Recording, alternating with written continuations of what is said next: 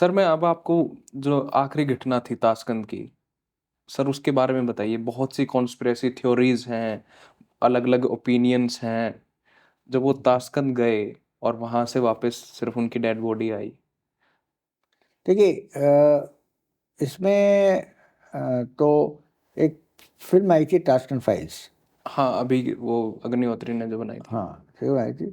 मैं ये कह सकता हूँ कि 70% उसमें सब सही है। अच्छा। कुछ बातें हैं जो शायद सही ना हो, जो मेरे हिसाब से, और लेकिन कई ऐसी बातें हैं जिनकी वजह से लोगों के मन में आज तक संदेह है परिवार के सदस्यों को लेकर।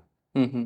जैसे पहली बात कि जितने भी इंडियन डेलीगेशन और पाकिस्तानी डेलीगेशन के जो मेंबर्स थे, हम्म। उनको वहाँ पे ताशकंद होटल में ठहराया गया। हम्म। साथ ही को 15 किलोमीटर दूर एक विला में उनको ठहराया गया। इनके साथ जो सिक्योरिटी वाले गए थे, मिस्टर कपूर, उन्होंने ऑब्जेक्शन रेज किया। तो उस पर वहाँ पे जो हमारे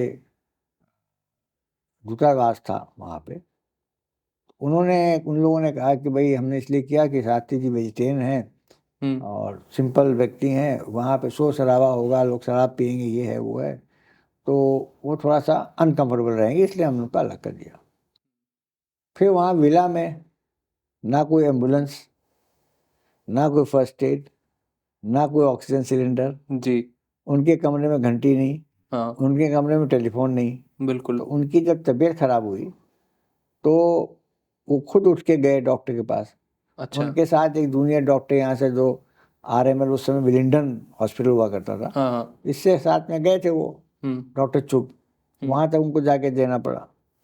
अब उन्होंने इंजेक्शन दिया, कौन सा इंजेक्शन था क्या था कुछ पता नहीं। फिर जिस थर्मस में उन्होंने दूध पिया, वो थर्मस का पता नहीं आया नहीं।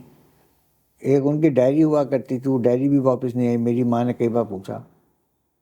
चेहरे पे उनका जो है नीला था, वो तो एक बार हम लोगों ने कई हार्ट स्पेशलिस्ट से बात किया कि कभी अगर बहुत हार्ट अटैक से अगर डेथ होती है और हार्ट अटैक में बहुत तेज दर्द होता है, तो उस दर्द से चेहरा नीला हो सकता है, हो जाता है।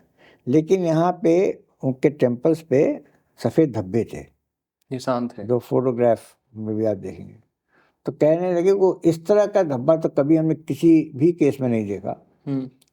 ये तभी होता है कि अगर कोई स्नेक बाइट हो, जहरीला सांप काटे, या फिर कोई पॉइजनस पदार्थ, कोई पॉइजनस मटेरियल शरीर में जाए, तब होता है ब्रेन को अटैक करता है, ब्रेन हेमरेज। तो ये थोड़ा सा एक डाउटफुल सबको हुआ। मेरी माँ को तो खैर कोई डाउट हो, तो वो तो आखिरी दम तक कहती थी कि उनकी हत्या हुई।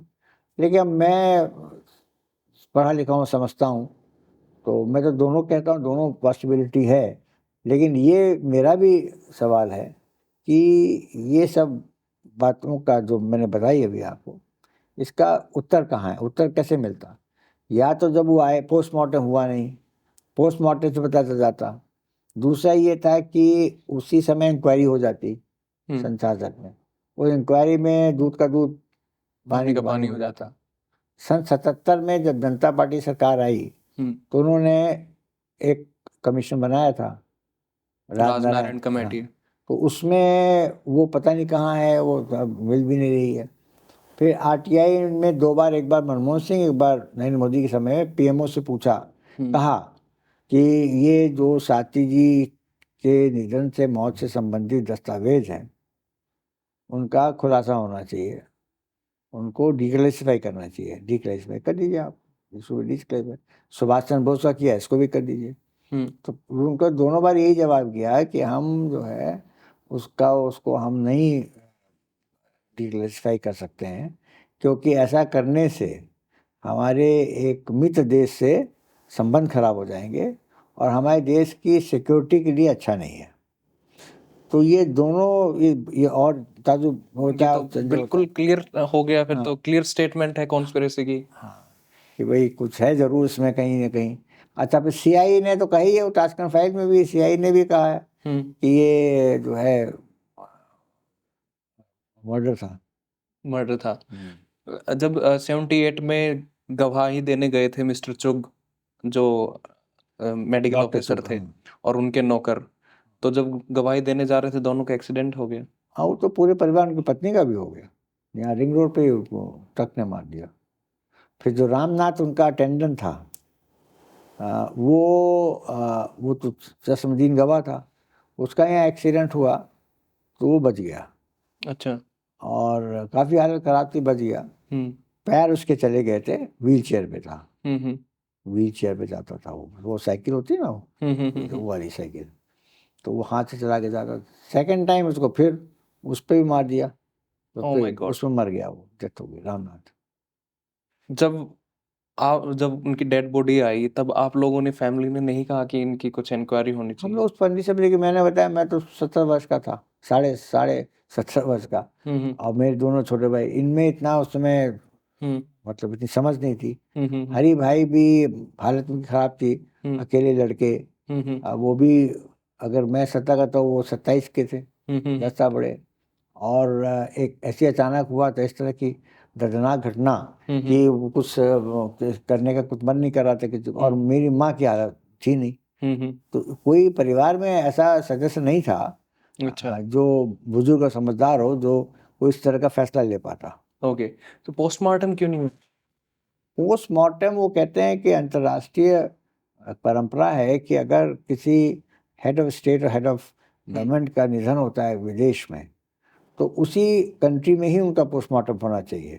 अच्छा। हमारी सरकार रिक्वेस्ट कर सकती थी कि हमारे वहाँ पे एम्बेसी रिक्वेस्ट कर सकती थी कि आप यहाँ पोस्टमार्टम करा लीजिए, क्योंकि देश में लाने के बाद अगर बॉडी को का करते हैं तो उस देश के लिए वो थोड़ी सी इंसल्टिंग है कि भाई हमारे देश में हुआ, आप हम पे शक कर रहे हैं, तो उनको ही कह देते तो कर देते।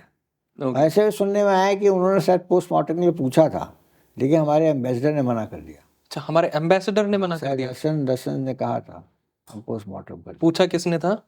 रशियन कोई ऑफिसर थे। हाँ, उज्बेकिस्तान में।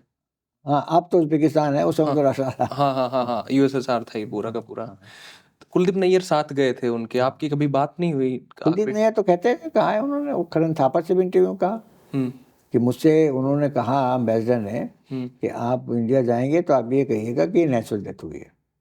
अच्छा, ये कहा? Oh my God. Rajnarayan committee से आप मिले नहीं कभी? नहीं, मैं तो कभी बात नहीं हुई ऑफ द कफ या इस मैं तो तरीके की? I was not even here, मैं तो वोल्टास में नौकरी करता था उसमें, इंदौर में। कभी ऐसा कोई, मतलब मैं समझ सकता हूँ आपके लिमिटेशन और कॉन्स्टेंट्स कैमरा के ऊपर, पर कभी ऐसा कोई मौका नहीं आया कि उस कमेटी का कोई सदस्य आप तक बात करने की कोशिश करी हो, या आप मदर के पास आए होंगे, लेकिन हम लोग थे नहीं। मैंने बताया, मैं तो सन 77 में, तो मैं वही 28 29 का था, और अपने पत्नी और बच्चों के साथ, मेरे 2 बच्चे थे उस समय, आप तो 3 हैं, तो वहाँ इंदौर में पोस्टेड थे, शुरू से नौकरी शुरू की थी उस समय। अच्छा। तो लास्ट बात आपकी हुई थी किससे? शास्त्री जी से? आपकी मदर जो थी, जब फोन किया था हाँ, वो हुई थी फोन पर बात। वो क्या था? बस उन्होंने कहा कि मैं आ रहा हूँ और कल काबुल पहुँचूंगा, तो वो जहाँ से कुछ लोग अफसर आ रहे हैं, तो कुछ अखबार वहाँ के भेज देना, दैट्स ऑल, ये उन्होंने कहा था। और उसके बाद फिर थोड़ी देर में आया कि तबीयत खराब है, फिर तीसरा फ़ोन आया, उसमें उनका निधन हो गया। वो कनेक्ट नहीं हो पाया, उसने बताया। अच्छा। ये टेलीफोन ऑपरेटर। कितने बजे के आसपास आया था? ये करीब 1:15 और 1:35 पे शायद उनकी डेथ हुई है। अच्छा, 1:35 पे। 1:40 में हुई है, तो बस तो वो एक बार 1:15 पे आया, फिर 1:30 बजे 1:40 डेथ का। अच्छा। तो स्टार्टिंग में जो पहला फोन आया था, तब तो ये बात थी कि अम्मा बात नहीं करेंगी आपसे, नाराज हैं, आपने कश्मीर का? नहीं, ये सब nonsense, there was no such thing, सब बात हुई। अच्छा। मगर को सुनाई नहीं पड़ रहा था, क्योंकि जैसे मैंने बताया ना कि वहाँ हुआ ये था कि ऑपरेटर जो है वो कनेक्ट नहीं कर पा रही थी। अच्छा। तो ऑपरेटर ने बताया कि शास्त्री जी का, प्राइम मिनिस्टर का निधन हो गया, और रोने लगी। अच्छा, वो रोने लगी ये बोल के? तो फिर वो हरि भाई थे फोन पे। अच्छा, जब डेड बॉडी आई, उनको आपने देखा, तब आपको कुछ इस तरीके का? तो हुआ, एयरपोर्ट पे देखा कि वो डार्क क्यों हो गया, ऐसा थोड़ा सा। अच्छा, जैसे मुगलों में एक परंपरा रही है कि इमीडिएट जो उनको खतरा लगता था, जो भी इंसान, उनको वो मरवा देते थे, जो भी बादशाह थे। क्या ऐसा आपको कोई लगता था नहीं, हिंदुस्तान में? पाकिस्तान में अगर किसी ने किया, पहली बात तो मैं श्योर हुँ, नहीं हूँ, हुँ, लेकिन अगर किसी ने किया तो ये हमारे देश के कुछ लोगों ने कर सकते हैं। क्योंकि एक और इसमें था, खुशवंत सिंह थे, उन्होंने एक आर्टिकल लिखा था इलस्ट्रेटेड वीकली ऑफ इंडिया में, हुँ, जो पुराने ज़माने में, हुँ, वो हुँ, मिल नहीं रहा है, मैं भी कोशिश कर रहा हूँ, कि मैंने खुद पढ़ा था। उसमें इसमें लिखा था कि धर्म तेजा एक शिपिंग टाइकून थे, हुँ, वो उन दिनों वहीं ताशकंद में थे। तो वो पूछा उसने कि धर्म तेजा वहाँ क्या कर रहे थे। दूसरी बात ये थी कि धर्म तेजा और कुछ लोग को एक फाइल गई थी कोई स्कैम को लेकर साथी जी के पास, तो उस पर उन्होंने कहा put up on my return. तो वो अच्छा, स्कैम में कुछ लोग थे इन्वॉल्व, तो वो भी हो सकता, वही चांस ज़्यादा लग रहा है। अच्छा, पाकिस्तान करेगा नहीं, रूस में तो उसकी कैसे करेगा, वो घुस ही नहीं सकते वो लोग। तो वो एक देश रूस का कोई मतलब इसलिए नहीं कि रूस क्यों करेगा अपने देश में, क्यों ला के अपनी बदनामी क्यों करेगा। अमेरिका? अमेरिका का वो जो क्रॉली कह रहा है, तो हो सकता है उनको सच्चाई हो। क्योंकि अमेरिका का तो उन्होंने मना किया अमेरिका था। का तो वो तो प्रॉब्लम हो गई थी, उनको लगा होगा ये बहुत बढ़ चढ़ के बोल रहा है, हुँ, इसको ठिकाने करो। आपको कौन से देश पे शक है? नहीं, मुझे तो इन पे ज़्यादा है, हमारे इंडियंस। इंडियंस पे कौन से लोगों में? नहीं, अभी पता नहीं अभी कौन कौन थे, कुछ फाइल तो वो तो पुट अप करके लिख दिया था उन्होंने, उसके बाद तो आई नहीं फाइल। जो बिजनेस टाइकून थे वो? हाँ, मतलब वो तो खुशवंत सिंह ने लिखा है, हुँ, हुँ, लेकिन जो ये था कि फाइल वहाँ पे स्कैम की गई थी, हुँ, हुँ, और उन्होंने कहा था कि I deal with it on my return, put up on my return. Okay. तो वो तो आई नहीं ना फिर। जनरल अयूब जब उनकी डेड बॉडी के पास गए, कुछ बात कही थी उन्होंने? पता नहीं इसके बारे में। Here lies the man. हाँ, वो सब कुछ कहा था, मुझे हुँ, एकदम याद नहीं है। हुँ, वो इनका मेरा मतलब ये था कि एक ऐसा व्यक्ति इस समय है हुँ, जो वाकई दिल से चाहता था कि हिंदुस्तान और पाकिस्तान के संबंध अच्छे हो जाए।